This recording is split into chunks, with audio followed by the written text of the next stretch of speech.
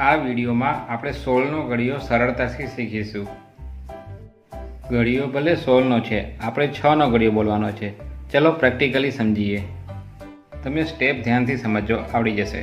પહેલાં 6નો ટેબલ પૂછું। 6 દુ 12, 12ને આ રીતે યાદ રાખવાના છે। 2 ને 1 3, 12 નો 2, 6 તરી 18, 3 ને 1 4, 18 ના 8, 6 ચોક 24। જેવા આપણે 24 બોલીએ, 4માં 2 એડ થઈ જવા જોઈએ। 4 ને 2 6, 4, 6 પંચા 30, 30 બોલ્યા 5માં એડ થઈ જવા જોઈએ। 3 8, 30 નો 0, 6 36, 36 બોલ્યા 3 6માં એડ થઈ જવા જોઈએ। 9 36 નો 6, સિમ્પલ જ છે।